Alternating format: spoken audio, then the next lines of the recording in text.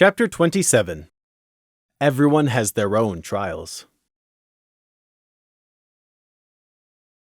Wheat Plow's trial was fast approaching, which meant, of course, it weighed heavily upon Gloom's mind. They only had today and tomorrow to finish all the reports and prosecution documentation, but unlike usual, it wasn't only Prey who was privy to the sergeant's thoughts. Reason being, Gloom had shared his concerns. "We'll run out of time," Gloom had fretted aloud. Most of Wheat Plow's operation had been exposed by now, with the ISND more or less successfully compiling it all down. The problem was, the den lad was rushing up to meet them on the way. Plus, Nighthawk would obviously want to pre-read the reports before the trial actually began. Gloom had removed his helmet as he worked, Crimson following suit. Working in armor, even if it wasn't physical labor, couldn't have been comfortable. That did mean Gloom was having to flick his mane from his eyes every few minutes, as it was no longer contained by his helmet. He should have followed Crimson's example and gotten one of those rings to tie it back with.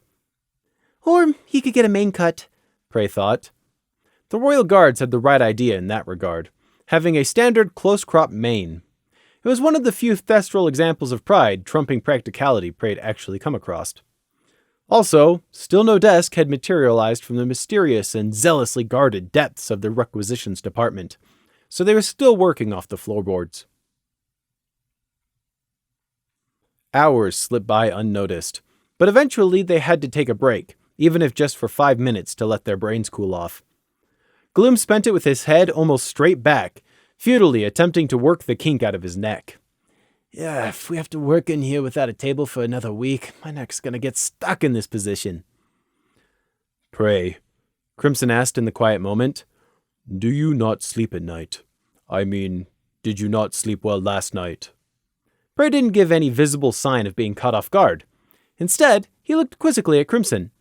"Pardon?" "You got up. In the night, I mean. Do you have trouble sleeping?"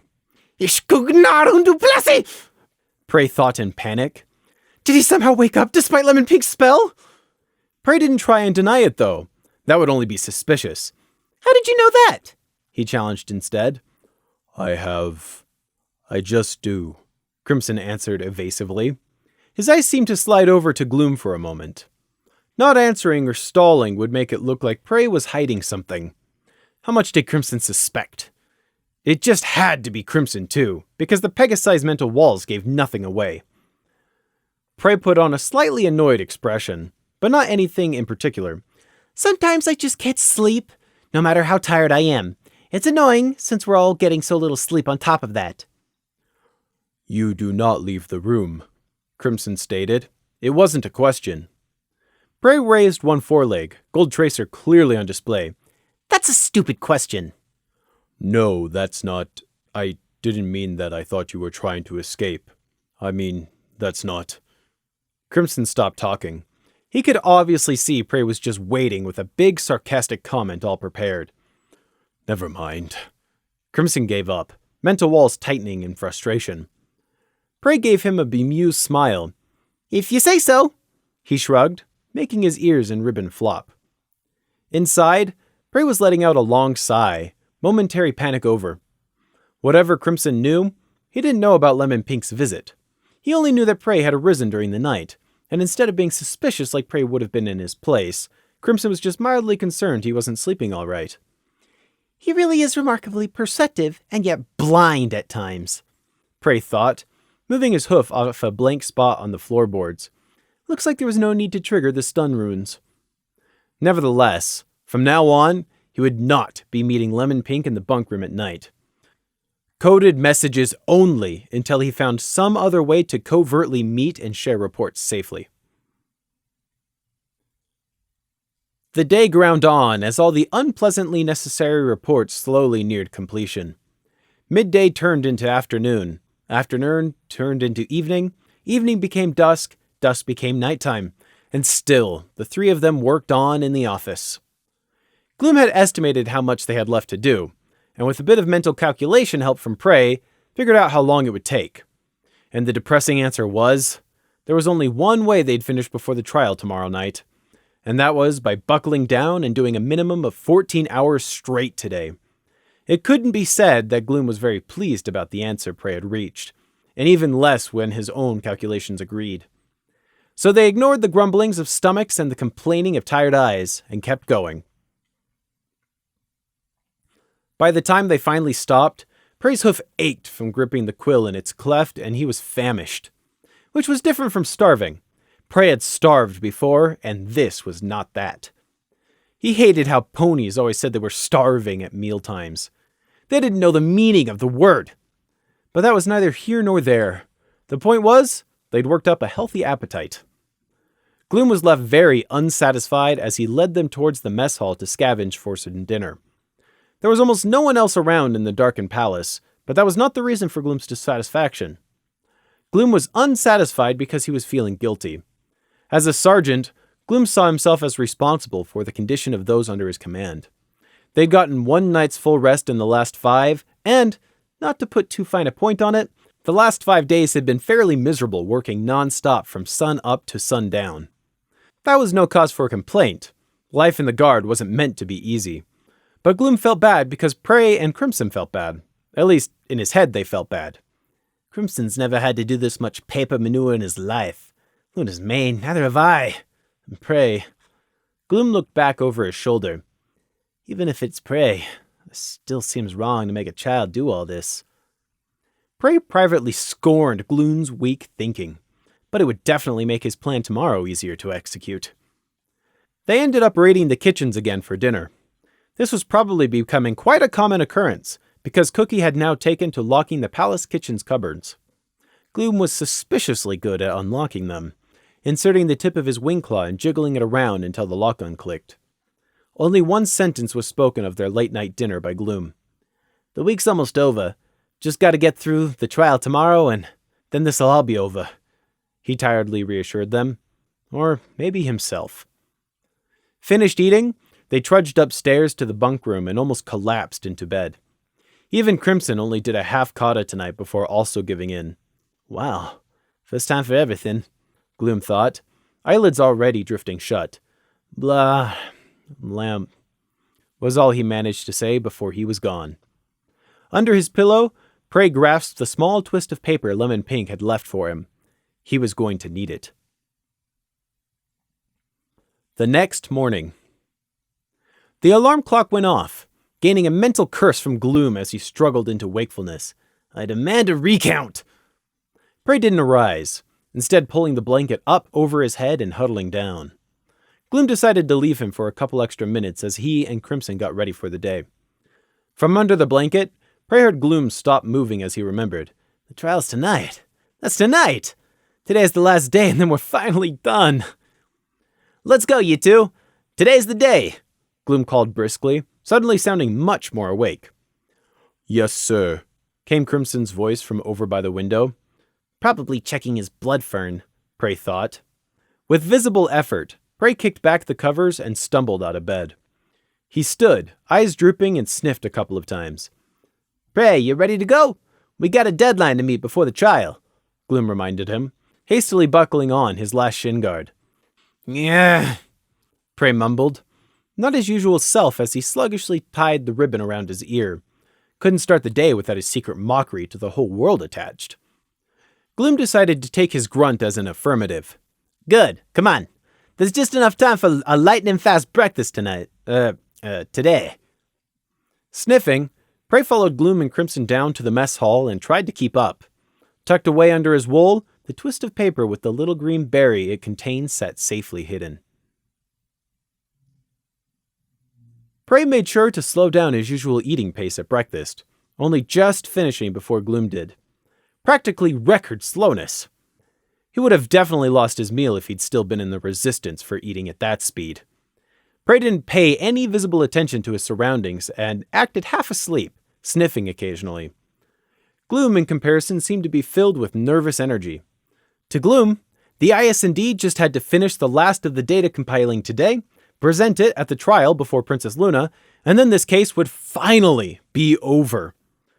The guilty would be punished, the victims reimbursed, and maybe he could even get a full night's sleep.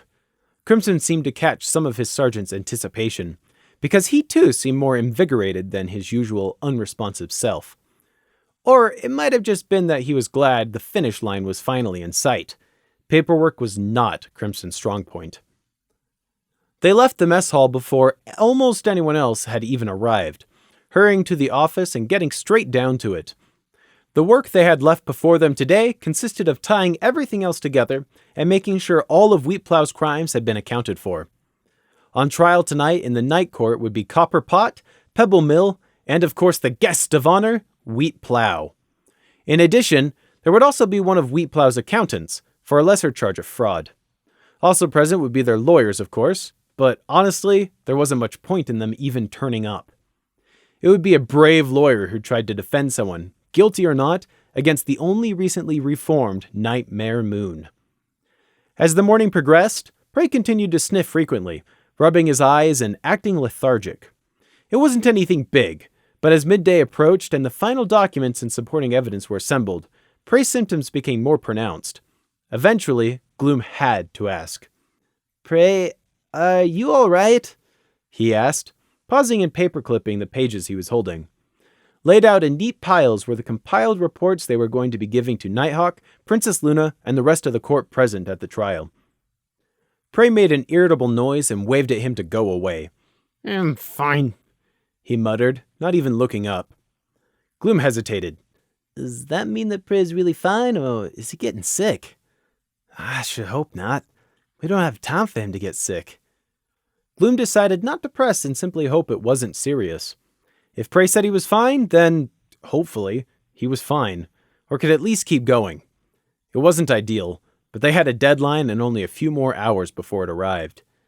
"I'll just keep an eye on him. He'll probably feel better soon," Gloom decided. The symptoms Prey was exhibiting didn't get better. As the trial continued to approach, they steadily worsened instead, and Prey started to make simple mistakes. Putting pages in the wrong order, realizing it, and trying to remember which pile should have which, almost forgetting to add in the proof of all of Wheatplow's spying, and such. Small things like that. Gloom belatedly realized he'd been taking it for granted how Prey never seemed to make any mistakes.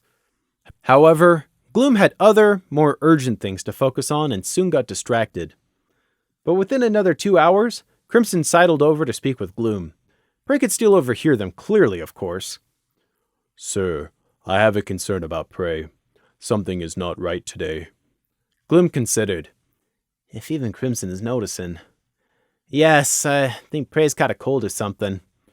"Oh, yes, that makes sense," Crimson acknowledged blankly and returned to his work.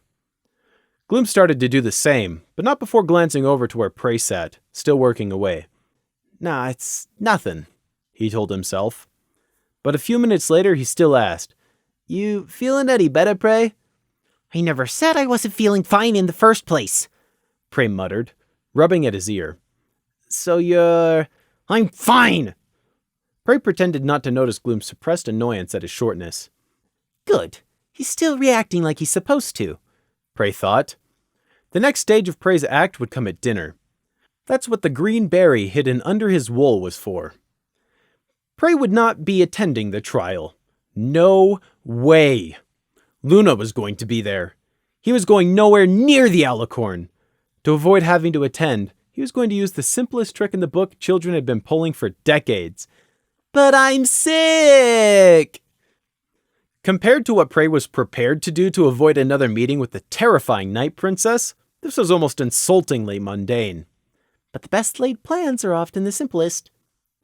Making himself sick by eating the poison berry Lemon Pink had provided him was a small price to pay. She'd had a day to find a berry which met the requirements, and she hadn't disappointed. The one she'd found was from a coif's ear plant, getting its name from how its cone-shaped leaves looked slightly like a donkey's ear. The berry had a fast-acting poison that caused rather violent rejection, but was ultimately harmless and the effects would pass in an hour. All the build-up and acting sick previously was in preparation for when Prey really would be sick at dinner. It wasn't going to be pleasant, but once again, it was a small price to pay. Prey could have just faked being sick, and very convincingly too, but he didn't know if that would be enough to fool Gloom. Gloom was sure to have Prey checked to see how unwell he really was. Plus, There was the Thestral's strange cutie mark that somehow occasionally told Gloom if there was something not quite right. For that reason, Prey wasn't going to just try and fake it. He could have played up being ill more over the course of the day, but that wouldn't have fitted with his image. Prey was not unawares how he appeared to others. In fact, he was unique in being able to tell exactly what others thought of him. Once you put aside all the nonsense about him being repressed and secretly touch-starved, of course. Gloom and Crimson expected Prey to say he was fine and wave it off earlier, and then get annoyed when they asked him if he was feeling alright. In their view, Prey hated to show weakness, and that was because he had trouble trusting anyone's intentions. Well, they weren't wrong there, but they were wrong about the why. Ridiculously, they thought it was because Prey was a runt and felt like he constantly had a point to prove about not being underestimated. Which was exactly why Gloom wouldn't suspect him of faking. Prey had no pride. There was nothing he would not do if he had to. Any shame and humiliation he felt was secondary to success. Finally, they were finished and all the reports prepared. The trial wasn't over just yet, but Gloom still let out a long sigh of relief, sounding like he was letting out a week's worth of troubles all in that one breath. Well done, Everypony. Gloom congratulated them, looking over their work. Should we take these now, sir, and deliver them, I mean? Crimson questioned. No one really wanted to leave their work all unattended right before the trial. After all that effort, Gloom and Crimson were understandably apprehensive to just leave it laid out like this. While no one was going to steal it, someone might come in and mess it up by accident. No one ever comes in here. Just lock the door or something if you're so worried, Prey said in exasperation. His eyes were red and watery from all the blinking he had been doing. What? Don't actually have the key yet. It got misplaced by the supply depot somewhere. Probably the same place they misplaced our desk, too, Gloom added with a snort. Oh my goodness, Prey hissed, massaging his head. Are we going to go get dinner, or just stand here while you lament over your missing tables? He demanded. If he really had been feeling unwell, then after a long day, this kind of irritability would be expected of him. Gloom paused. You're right. We'll come back after dinner. Good, Prey said darkly, sniffing. Gloom and Crimson were both watching Prey, pretending that they weren't every time he looked up from his tray, but definitely keeping an eye on him as they ate. While they did so, Gloom was sharing what he knew about how the trial would work. Having never actually attended one himself, let alone been one of the key witnesses, he only knew what Nighthawk and Lieutenant Screech had explained. Princess Luna is the judge, and decides when to move on to the next stage of the trial. We, the IS&D, are more or less going to be the prosecution, because we wrote all the documents and can answer any questions. But it's still going to be Captain Nighthawk who does the real prosecution, Gloom explained, speaking quickly between bites. Crimson nodded his understanding. Sir, about Copperpot. Will he get 40 years and a chance for parole like we offered? He asked. Gloom shrugged. It's not up to us. It's up to Princess Luna. But personally, I doubt it, even if he keeps his word and testifies against Wheat Plow tonight. And I don't feel guilty about that in the least. Not after all the suffering he's caused. Good, Crimson said bluntly. It is only what he deserves. I don't think lying to some pony like him can even be a sin. With the trial happening tonight, Gloom and Crimson weren't the only ones anxious to see it finally over and done with. The rest of the Night Guard obviously felt the same, even if they didn't get up and prance around and sing about it like normal ponies would have done. This was a big step out of the dark and into the limelight for the Night Guard. After tonight, there would be a lot of exposure for them and their princess. 3 main newspapers had been given permission to sit in on the trial, Luna having given her approval. The Night Guards weren't naive enough to think there wouldn't also be repercussions for tonight, but that would not stop them. Those whose thoughts Prey overheard went something like this. Normal ponies don't like us. They're scared of Thestrals. That's not going to change overnight. But now they'll have no choice but to admit. We know what we're doing. Perhaps we'll even finally gain some new recruits. And the royal guard will have to start giving us some real respect now. Yes, Weeplow's downfall was a boon for the Night Guard's renown, and by extension, Princess Luna. The trial is in just 2 hours, Gloom said, finishing up the last of his hay and beans. Let's get our files and get them delivered. Come, the knight is waiting, he said, rather upbeat. Yes, sir. Oh, yeah. Crimson, do you think you're up to presenting the file on Copper Pot in the court, or do you want me to do it? Gloom asked, getting off the bench. He needs to do some public speaking. Builds outgoingness. Crimson hesitated for a second, but still nodded in the end. All right, sir. You'll do fine, Gloom assured him. Pray, how about you? Think you can do the hay steam file? That was when Prey threw up all over his dinner tray. Now Gloom was panicking, just ever so slightly. Night Court officially opened in 15 minutes, and Weeplow's trial began in just 50 after that. They were supposed to have been there to hoof over all the reports 10 minutes ago. Pray, sit still, would you? The nurse just wants to take your temperature, Gloom snapped. Don't touch me! Prey squirmed further into the corner of the examination bed, away from the concerned nurse's hoofs. Then he turned an accusing look on Gloom. You promised you would help me if anyone tried! That was right. I did promise, but this was slightly different. They were going to be late, and Princess Luna was expecting them. Come on, Prey, she's just taking your temperature. Mentally, Gloom was begging. You better not bite her, Prey. And just trying to convey the same warning with his eyes. Crimson was wisely standing outside the small examination room's door, and not getting involved in any way, shape, or form. I can take my own temperature, thank you very much. Just get that here, Prey said hoarsely. He'd never seen a thermometer before, but he could read the nurse's thoughts and see he was supposed to hold it under his tongue. The nurse, a light red Pegasus who so far had been very patient and understanding, tried again. It's nothing scary. It's just to take your temperature.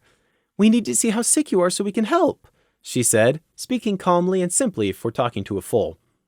Sheep have the same core temperatures as ponies, right? Medical school said. I'll do it if you just give it here, Prey repeated, holding out a hoof for the thermometer. Gloom was running high on worry about being late and worry for Prey. Would you just give it to him, please? Happy Healing, that was the nurse, decided in the interest of helping the sick filly in front of her to forego usual procedures. Okay, just be careful. Just hold it under your tongue. Yes, that's it. Until I say take it out, she said in a soothing tone, letting Prey snatch it from her hoof. Happy Healing's shift was technically over for the night, but the IS&D had caught her just as she was getting ready to go home. So of course she chose to stay and help. There was a sick filly. What kind of mare would she be if she didn't stay and help? She was also feeling quite brave for standing this close to a thestral, Prey saw.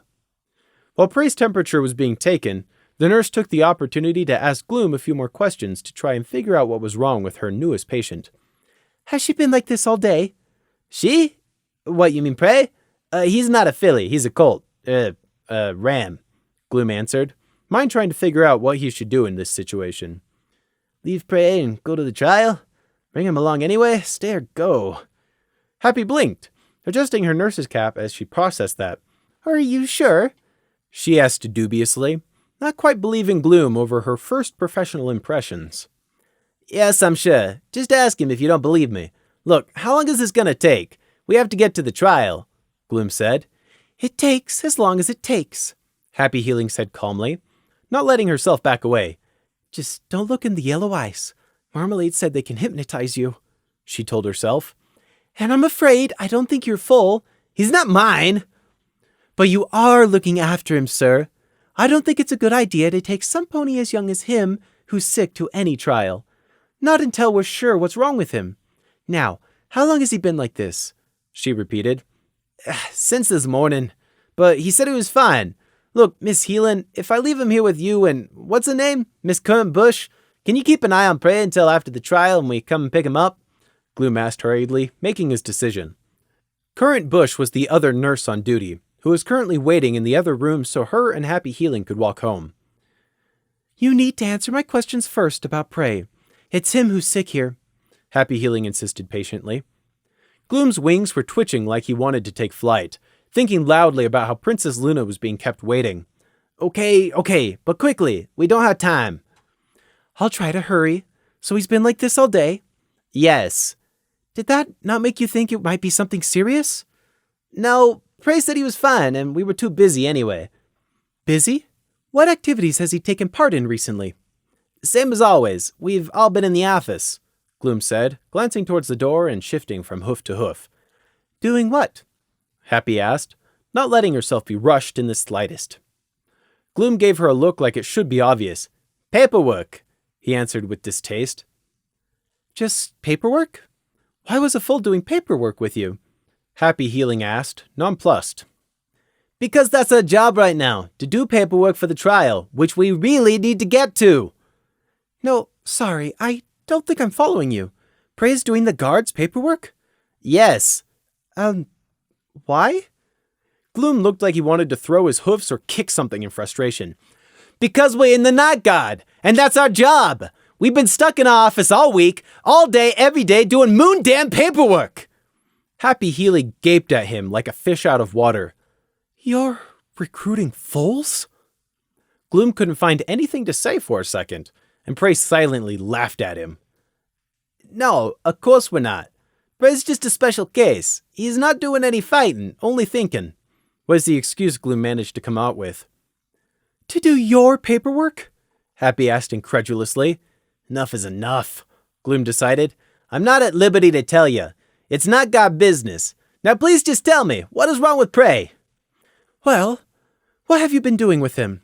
A foal this young shouldn't be stuck in an office all day, Happy returned, not willing to let this go.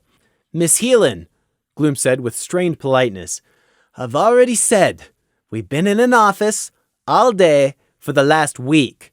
The only times we left have been to eat or to sleep. What? You can't just do that. What about his schooling? That's not healthy for a foal. Is he at least getting 8 hours of sleep? Happy exclaimed. I wish. We're lucky if we get 6 at the moment, and I got as much too busy, Gloom retorted. Happy Healing now looked shocked that there were ponies out there who could subject a growing foal to an inadequate sleep schedule. Oh, the outrage, Prey thought, rolling his eyes. The nurse and Gloom seemed to have forgotten he was actually present in the room for this conversation. That's you! Do you at least make sure he eats enough? Happy demanded. Prey has a very healthy appetite, I assure you, like a starving timber wolf. Starving? Happy demanded sharply, all previous apprehension of the Thestral forgotten in her rising indignation. Of course he's not starving. We all eat together in the mess hall twice a day, Gloom retorted. Only 2 meals a day? Happy whinnied loudly. That's what I just said, same as us. Gloom slowed down as he became aware he might have said something wrong if he wanted to get out of the nurse's office anytime soon. Oops. We've been skipping midday meal all the time. That probably doesn't help stay healthy. Gloom sent a guilty look Prey's way. I've had us too focused. It's never any time to do things properly. It's a wonder none of us have gotten ill before now, especially a foal like Prey. What's wrong, Happy? Currant Bush, the second nurse, stuck her head in, drawn by her colleague's raised voice. I'll tell you what's wrong, Happy Healing said crossly. This sergeant here been half-starving this lamb and skimping on his sleep schedule, and then doesn't understand why he got sick. With her friend now here to back her up, Happy was perfectly willing to confront any Thestral ever born. And back her up Currant Bush did. Oh, he did he? Currant exclaimed, quickly jumping to angry indignation on behalf of her friend, as ponies are wont to do. Do you have any idea what that can do to a growing foal, mister? Gloom was caught between defending himself and trying to leave so they could get to the trial. He didn't have time for this. Unfortunately for Gloom, the 2 mares weren't letting up their joint assault. You're lucky nothing has happened to your squad before if this is how you treat them. This is not an acceptable work schedule. You're going to have to change it. And change it now. No excuses, you hear? Excuse me, please. Prey spoke up from behind them, voice muffled by the forgotten thermometer in his mouth. I think I'm gonna be sick again. Both nurses immediately broke off harassing Gloom in favor of doing their jobs. Currant Bush rushed to grab a basin while Happy Healing quickly snagged the thermometer and began trying to calm the lamb down. There. I know it's unpleasant, but you'll be okay. You'll feel a lot better soon. Better out than in. she soothed. Over her head, Prey rolled his eyes at Gloom and subtly nodded at the door. Go on, get out of here. Prey didn't want the sergeant here. The whole point of acting sick was so he didn't have to attend the trial with the other two. Gloom realized what Prey was doing and took the hint. He gave a thankful nod and a "stay here" gesture before slipping quickly out the door. Neither nurse noticed his departure, something they'd no doubt be livid about later. It was good that Gloom left when he did. Prey estimated Gloom and Crimson had just enough time to pick up the papers from the office and make it to the night court. It wouldn't do for them to get there late. That might annoy Luna, and she would demand an explanation. Prey definitely didn't want his name mentioned in any excuse given to the Alicorn, hence why he was helping Gloom and Crimson escape. As an added bonus, he'd also earned himself some goodwill with Gloom by acting like he was taking one for the team here. At first, he'd found it mildly satisfying how upset Happy Healing was getting on his behalf. It was some minor revenge against Gloom, watching him get berated like that. But then the nurse kept going and Prey's amusement turned sour as she continued to ignorantly defend him. Firstly, Prey didn't need help. And secondly, definitely not from someone like her. A pony who had no idea what she was talking about, only seeing perceived hardships without any clue about what people suffered out there in real life. Your temperature is normal. That's very good. That means you don't have a fever and hopefully will feel better soon. Won't that be nice? Happy assured Prey as she checked the thermometer, continuing to make soothing platitudes. Hunched over the basin Current Bush had pushed to his hooves, Prey groaned in disgust at the two hovering mares. They're so soft and pathetic. The nurses mistook his groan to be one of pain and increased their words of sympathy. Their sympathy towards Gloom's position, however, when they finally realized he'd skipped out the door, thus forcing them to remain here late into the night until the IS&D's return, was another matter entirely. Current Bush and Happy Healing continued to hover around Prey for the next hour, as we slowly got better. They kept up a constant stream of chatter, sometimes aimed at Prey in what was supposed to be an attempt to make him feel better, like complimenting him on his nice gold bracelets, but mainly it was just gossip between themselves. Ponies don't like silences, always feeling the need to fill them with pointless ramblings. Neither nurse was an exception, and chatted away quite happily, complaining about Gloom and the night guard, sharing their plans for the weekend, discussing friends and family, and all the other inane detritus that sprang into their minds. Prey wished they would just shut up, but that wasn't going to happen anytime soon, nor was he going to tell them to. He was a good little lamb. So instead, he put his time to good use. There was a limit to how many questions he could ask the nurses without them cottoning on to the fact that he wasn't mentally a lamb. But he asked what he could innocently get away with. What's in that bottle, Mrs. Healing? Pills? What kind of pills? Oh, what do those do? That's cool. What about that one over there? It helps reduce inflammation? What's inflammation? Ooh, that sounds nasty. Is that medicine dangerous? Only if you use it wrong? Like what? Oh, I get it. Mixing pain pills together is bad. How about that one? Prey listened carefully to their answers. Not the answers they gave out loud. Those were mostly useless, geared towards what the nurses thought a lamb could understand. What they thought in their heads, the real answers, were much more useful, and he filed them away in case he ever had need of them later. Prey's droopy ear twitched towards the door, but he didn't look. He turned to Current Bush and put on a weak smile. Could I have some water, please? Of course. I'll go get you a glass right away, she assured him, breaking off her chatter with Happy Healing and hurrying out of the room. She'd barely been gone a few seconds when Prey's face went white and he made a grab for the basin. Oh, it's okay. Don't worry, Happy comforted him, quickly leaning forwards in concern. Prey made another sound of distress, face buried in the basin. You'll feel all better soon. Don't worry. Silence. Prey pushed the unneeded basin aside and sat up.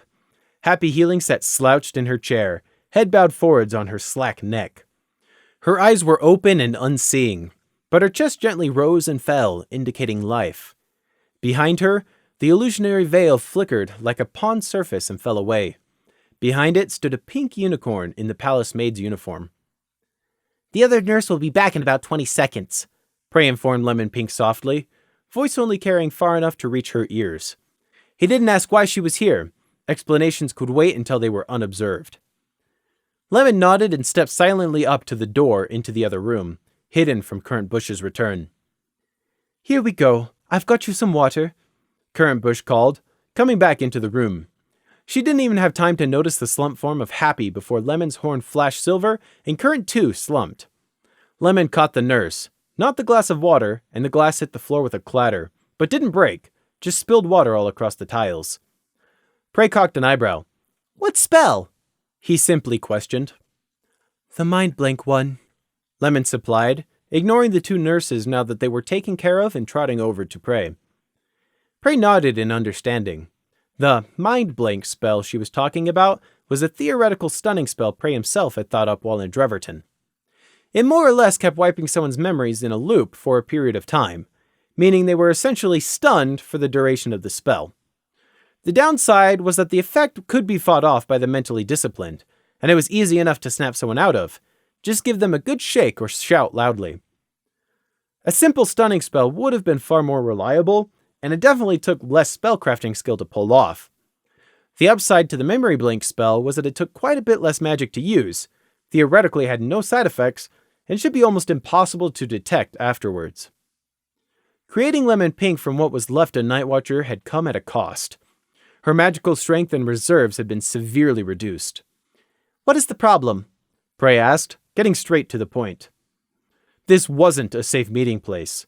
The area had not been secured, nor had Prey ordered Lemon to come find him.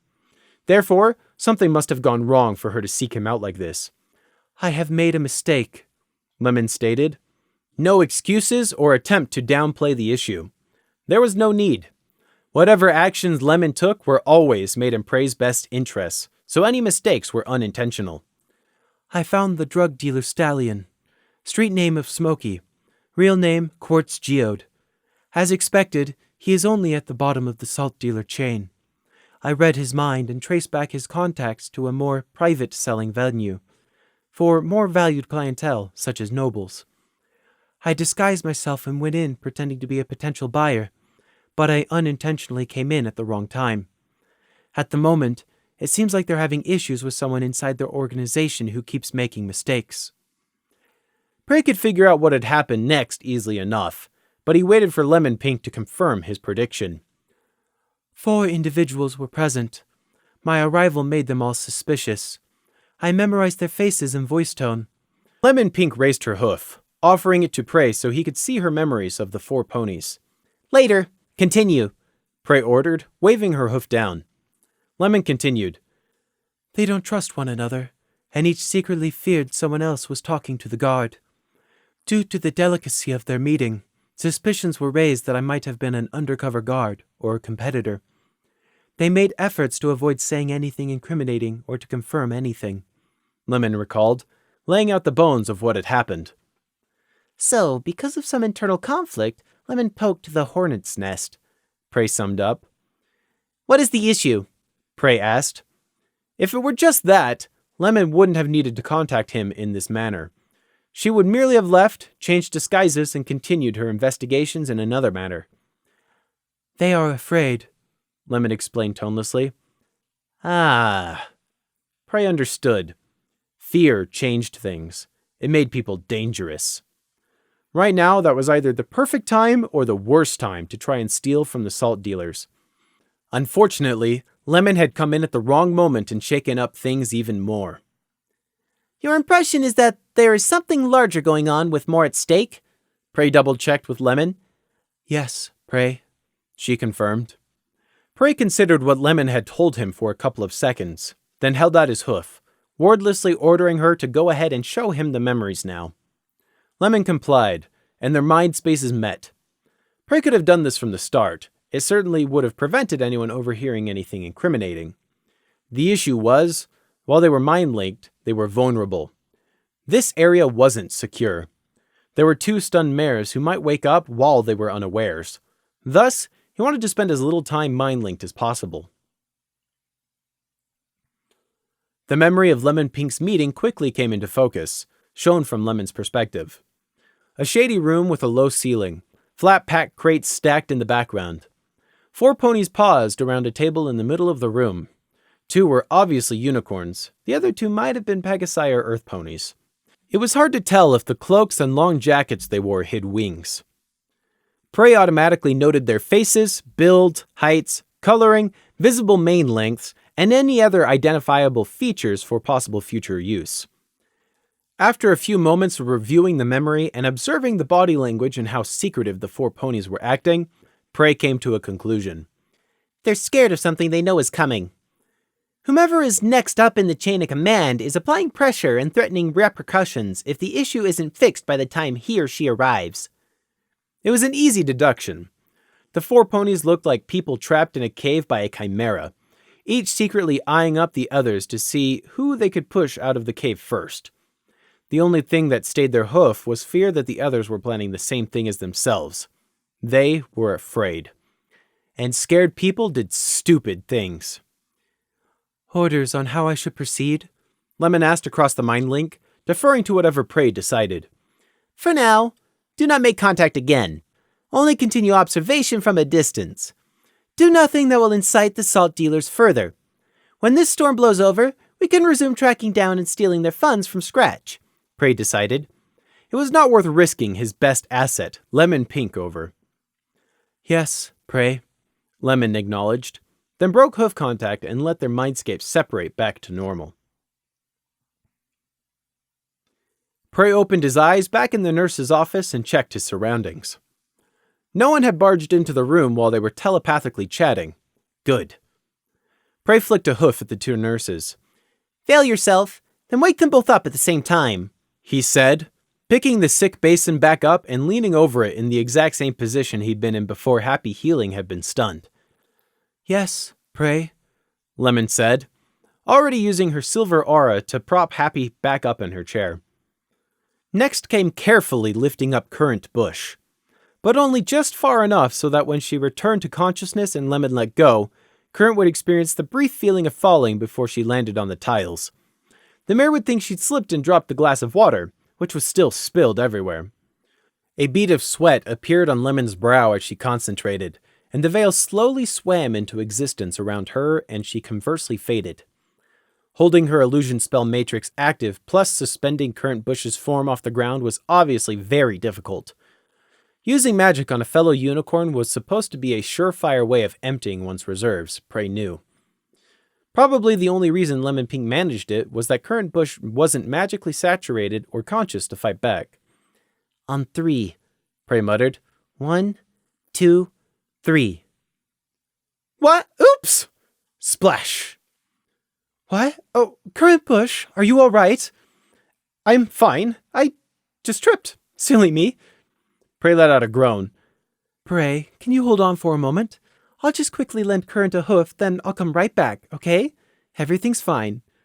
"Wow, clumsy me." "Excuse me, I'll get some paper towels." Amidst the embarrassed confusion, neither unobservant nerf noticed the door slightly closing behind them as an invisible Lemon Pink slipped out. "You should have been there, Prey. You missed the honor of seeing Princess Luna work," Gloom enthused, looking happier than Prey had seen him all week. "It is unfortunate. You could have seen these criminals finally brought to justice. Her Majesty does not waste time on mincing words," Crimson also said, joining in on praising the duo's moon goddess. He then added, "Wheat Plow has had all his ill-gotten gains and positions stripped. His properties will be sold, and the bits will be split between supporting his parents in their old age and the Canterlot Orphanage." The Pegasus sounded very pleased to see retribution rendered. Why they weren't using the money to help repair damage caused by the riots instead wasn't answered. "Copper pot?" Prey asked, still sounding rough but looking a lot better. He was sitting on the edge of the examination bed, and they were just waiting for the 2 nurses to finish closing up before they could leave. It had taken 5 minutes of the nurses chewing out Gloom for running away and leaving Prey in their care before they'd even let Gloom back in the room, but he was in such a good mood it hadn't even affected the Thestral. Prey had also been so polite and well-mannered, as Current put it, that they weren't too angry about being forced to stay and help look after Prey. Copper Pot was sentenced at the same time as Wheat Plow.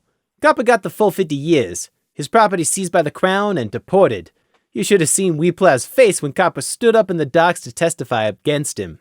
His lawyers stopped providing even a token effort after that point, Gloom recounted. Copper Pot wept with self-pity in the end. When they fastened the chains on his hooves and took him away, I mean. Crimson emotionlessly added. There was no pity from either of the night guards, and there certainly wouldn't have been any from Luna. Actually, this probably was her being merciful. And Wheat Plow himself? Prey prompted. Gloom smiled grimly. Princess Luna told him exactly what she thought of him. He abused his position, his power, the rights of the others, their trust, and betrayed every pony's hopes. His crimes have caused the misery and suffering of thousands who have been caught up in his riots. He's responsible for crippling ponies. Gloom's lip curled up in contempt. The coward even abandoned our honor and got down on his knees and begged. Of course, Her Majesty couldn't be fooled. For everything he's done, for everything he might have done, and for everything it was in his power to do, Princess Luna sentenced him to life in prison with no parole, Crimson recited. For how long does that really mean? Prey asked. She didn't specify, Gloom said darkly. Prey bet that a sentence for life from Luna really meant the full for life. It was also clear how Thestral Clan's societal structure lent towards the ideals of justice over mercy. They took after their Mistress of the Night in that respect. Actually, normal ponies could be exactly the same when pushed to the edge, or worse, if they thought they were doing it for a righteous cause. Just like the Border Guard and Captain Firestrike had done. He quickly tossed those thoughts back into the recesses of his mind. Where is Wheat Plow going to be sent? Deported as well? Prey asked. He had a feeling what the answer was going to be. Gloom checked Happy and Current were out of hearing range before he answered. This is restricted information that wasn't announced at the trial, okay? But as members of the ISND, we get to know some of it, but you are forbidden from telling any pony else. Gloom then lowered his voice further. There's a high-security equestrian prison called Dreverton. The prison's location is restricted, and I don't know any details about it, but that's where Wheat Plow's being sent. It's where the Crown sends the worst of the absolute worst. It's safe to say we'll never hear from Wheat Plow again, he finished solemnly. Prey's hunch had been right. Luna really had sentenced Wheat Plow to Dreverton. But why he'd been sent there instead of some lesser prison, Prey didn't know. Surely Wheat Plow's crimes didn't warrant banishment to that extinct volcano. That was where they sent murderers, dark magic users, cannibals, and the like. Despite all the riots, fights, and civil unrest, still not even one person was dead. Many injured, yes, but somehow not even one killed. Yet he was still sent to Dreverton. He'll only be an inmate on the upper level then, Prey decided. Perhaps Alicorns judged the severity of a crime based off the monetary damage it inflicted and the setbacks it caused. To an immortal, life must be cheap. Impeding the progress of their empire with widespread, if superficial, damages, however, apparently unforgivable. Gloom completely misinterpreted Prey's silence. This isn't some secret execution station, because there's no such thing, Gloom hastily told Prey. You didn't actually think that, did you? Prey blinked in surprise at him. What? No, of course not. Ponies don't do that. Neither Gloom or Crimson seemed to pick up on his use of the definition ponies instead of people. Oh, good. Just checking, Gloom said, snapping the mood back to Happy, revealed his momentary fear had been groundless. Prey thought it strange that Thestrals, who from his understanding still practiced ritual combat, would think the death penalty was so outrageous. Sure, it was strictly forbidden for them to try and kill their opponent in the arena, but that didn't mean accidents didn't happen. Crimson's father had died in one of these duels, Prey knew. That seemed to be one of the unspoken reasons for Clan Mirrodin's pseudo-exile, but none of the other Thestrals ever talked about it. We may also now rest during the day, Crimson spoke up. When Prey looked at him quizzically, he realized he needed to further explain. I mean, Captain Nighthawk wants us to return to what our normal schedule should have been in the ISND. We can carry out our duties in the evening and night like the rest of the Night Guard, and rest during the day instead, which is good. I certainly won't mind the change back to normal, Gloom agreed.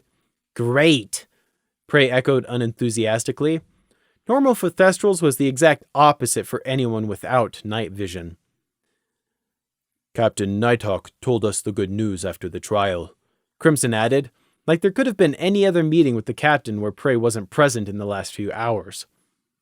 Oh well, it's not like I was fond of the sun anyway, Prey thought. Better yet, since we're going to be starting that tomorrow, that means we actually get a full 8 hours sleep tonight. Even more, actually. We get to sleep in tomorrow. Gloom grinned. He rolled his eyes towards the nurses in the other room. Your guardian angels will be pleased, Prey, he added sarcastically. I do not think they will be as forgiving if they knew we will now be working all night instead of all day, sir, Crimson commented. Gloom paused in surprise. You're right. He shot a look at Prey. Don't you dare, he said with mock seriousness. Gloom really was in an exceptionally good mood after the trial if he could joke, all stress from the week forgotten. Prey didn't get the chance to offer a reply back, because Happy Healing and Current Bush returned just then, having finally finished and kicked them out. And don't you dare ever do this again, Happy snapped at Gloom, as she and Current herded them out the door.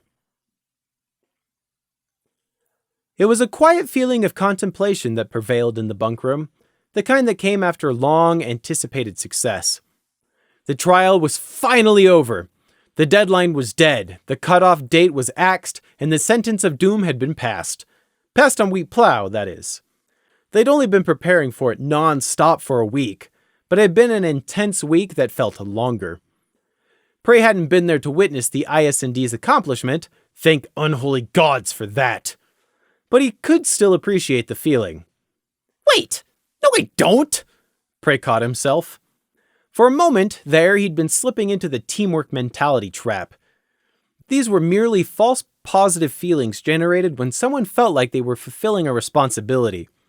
In reality, their work was unnecessary and their position of responsibility was pointless. Prey wasn't part of any team. He was a prisoner. Feelings of job satisfaction and self-worth were merely tools whereby others could be manipulated into working hard. Prey had seen their mother pull the exact same trick when he was small. There used to be a certain type of thorny weed that used to grow around their well, and always cut their wool when they went to haul water. One day, their mother had given Fleece and Gossamer the job of making sure those weeds were cleared. "It's an important job, and I need both of you to do it. You think you're both up to it?" From then on, Fleece and Gossamer had been proud every time they pulled up one of those weeds. This situation was no different to back then, just on a bigger scale.